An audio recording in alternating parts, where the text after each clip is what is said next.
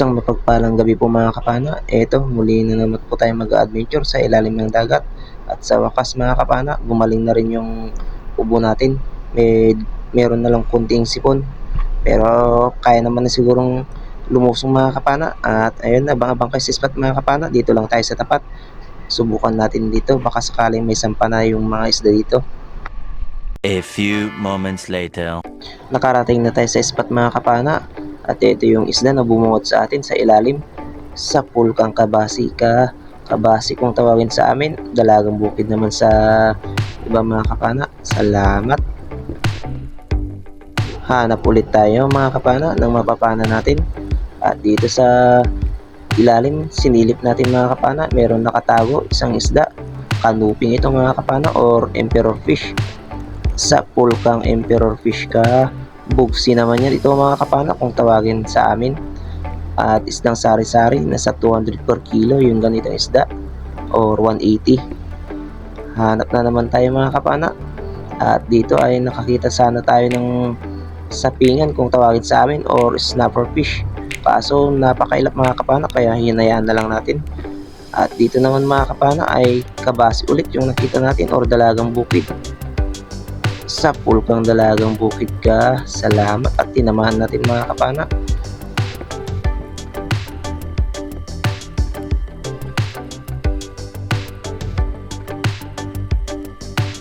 Another dalagang bukid mga kapana yung nakita natin dito at medyo may pagkamailap kaya eto pinahabulan pa natin ng pana at tinamahan naman natin. Tinamahan sa gitnang tinik mga kapana. Salamat, malapad-lapad na rin ito. At dito naman mga kapana ay nakakita ulit tayo ng isda, itiman naman. Ayun, sa pool mga kapana, spine shot ulit. Tinamaan na naman sa gitnang tinik kaya hindi na naman siya nakapalag pa. Salamat. Masarap ito sa inihaw or kinilaw mga kapana. At dito nakakita tayo ng talakitok mga kapana, malaki-laki na. Ayun, sa pool mga kapana. Kaso sa bandang tiyan yung tama mga kapana kaya ayun, nakatanggal siya. Pero hindi natin siya tinigilan mga kapana, hinabol natin ng hinabol kasi nanghihina na rin siya kaya eto hinabol naman natin siya ng langoy para mapana ito. Malaki-laki na ito mga kapana, mga 1 kilo na mahigit. Sana ay tamaan na natin sa pangalawa. Ayun, sa pool mga kapana, tinamaan sa gitnang tinik kaya hindi na siya gaano pa nakapalag pa. Salamat, nakuha rin natin itong talakitok na ito. Galis-galis or talakitok kung tawagin ito sa amin mga kapana. Salamat, naka first class na tayo na isda. At pagka secured natin ng talakitok mga kapana, eto nakakita naman tayo ng bugsi ulit. Ayun, sa pool mga kapana, headshot, hindi na siya nakapalag pa.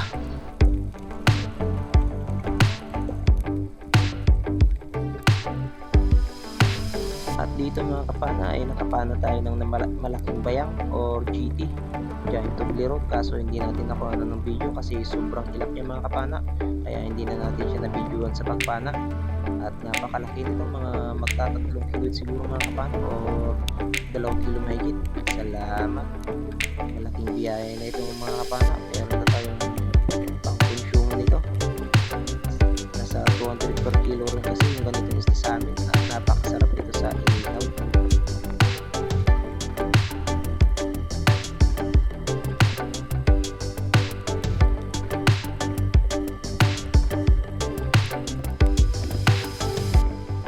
At pagka-secured ulit natin ng Giant Tublerone mga kapana or bayang, ay nakakita ulit tayo dito na isda, isang long nose emperor. Ayun, gitik mga kapana, headshot, hindi na siya nakapalag pa.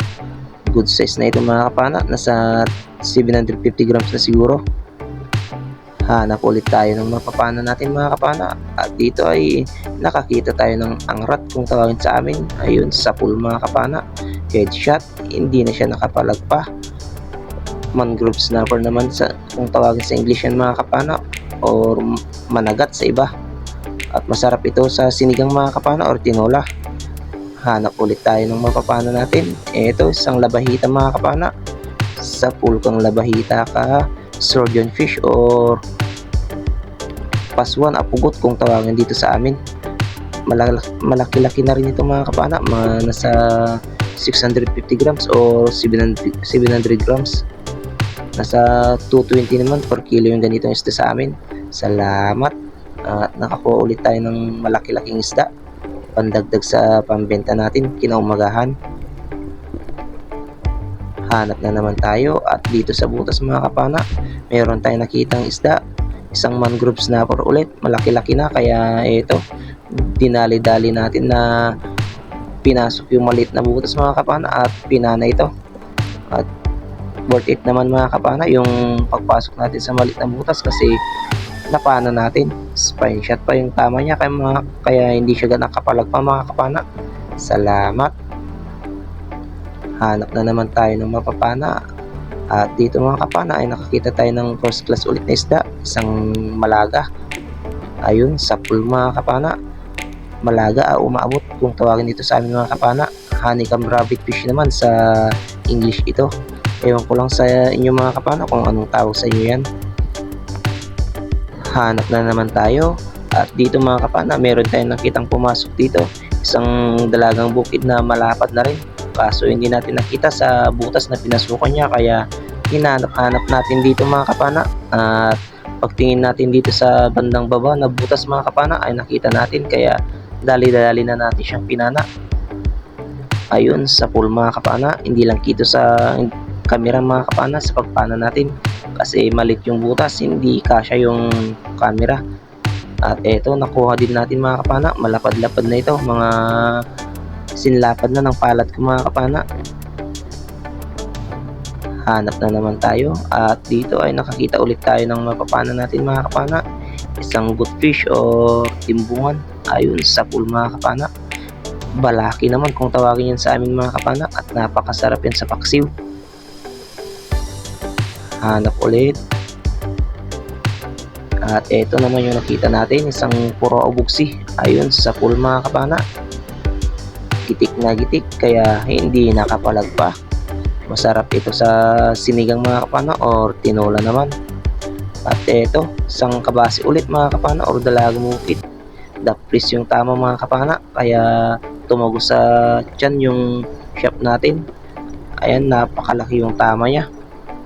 At dito naman mga kapana ay nakakita tayo ng isang long na silver na naman na good size, patakas na mga kapana kaya eto pinahabol natin kaso nakawala siya.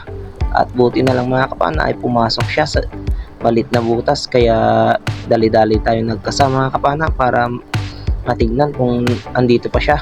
At nung pagtingin natin patakas na naman mga kapana, buti na lang at napahabulan natin ng pana kaya eto nagitik natin. Salamat. Hanap ulit tayo ng isdang mapapana natin. At eto, nakakita tayo ng kabasi mga kapana or dalagang bukid ulit na lapad. Ito yung mga dalagang bukid mga kapana na masarap lang sa prito at saka sa kinilaw. Ayun, sa pool mga kapana. Malapad-lapad na naman. Salamat at mayroong sampa ang isda dito sa bahurang ito mga kapana. Dito lang sa tapat namin. Salamat. Good size na ito mga kapana. Hanap na naman tayo. Eto, sumalubong isang kabasi ulit. Ayun, gitik mga kapana. Hindi nakapalag pa. Malapad-lapad na ito mga kapana. Mga nasa 300 grams na ito.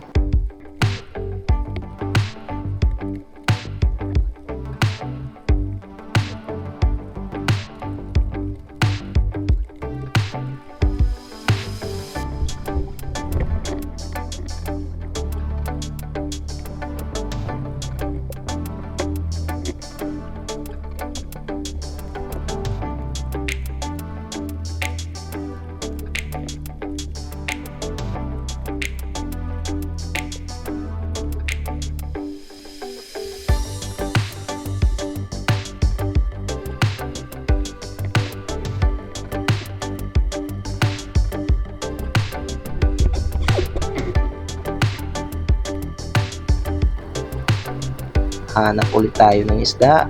At eto, dalagang bukid na naman. Sa pool na naman mga kapana. At ayun lang, nakawala siya. Pero hindi na siya umalis dyan sa pwesto niya mga kapana. Ayun, inulit natin sa pagpana at nagitik na. Thank you Lord. panibagong paghahanap ulit ng isdang mapapana, at dito sa silong ng bahurang ito meron nagtatago ayon sa pool. Pasensya na mga kapana, hindi gaano kita sa camera kasi meron yung mga kuto-kuto kung tawagin dito sa amin, yung malilit na hipon mga kapana na dumadapo sa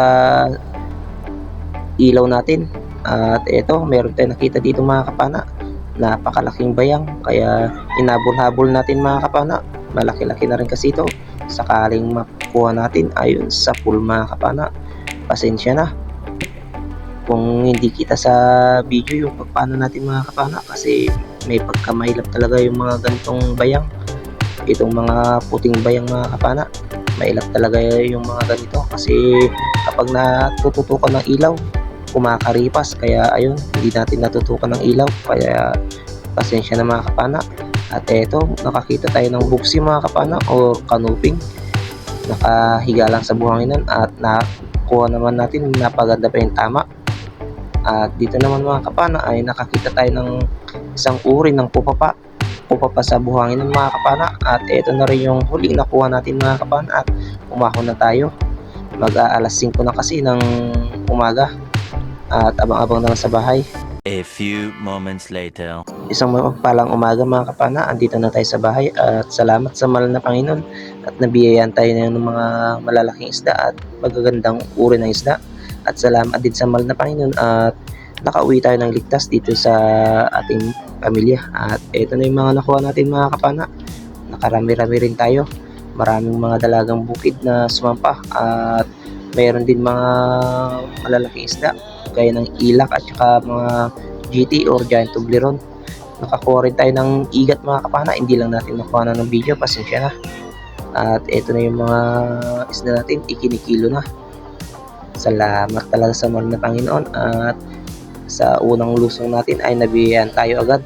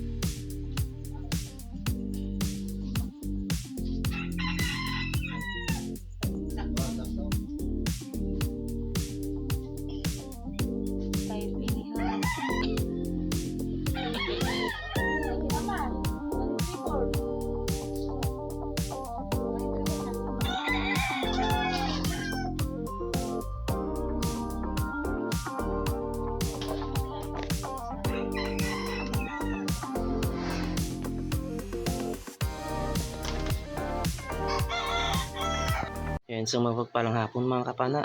Bali, ito na yung mga nakuha natin kaninang madaling araw. Yung sari-sari natin 10 kilo, at yung first class natin mga kapana 7.3 kilos.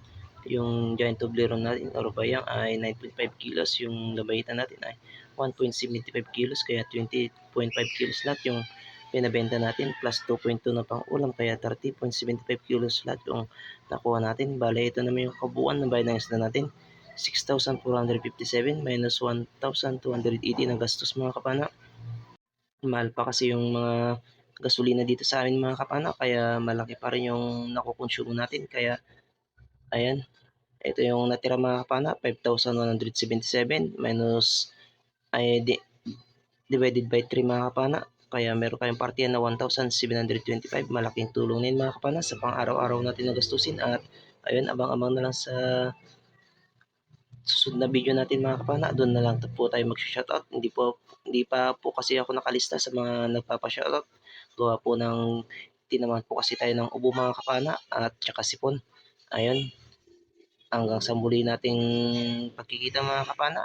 At hanggang sa susunod na video natin. Maraming salamat po mga kapana. God bless po sa ating lahat. Bye bye po.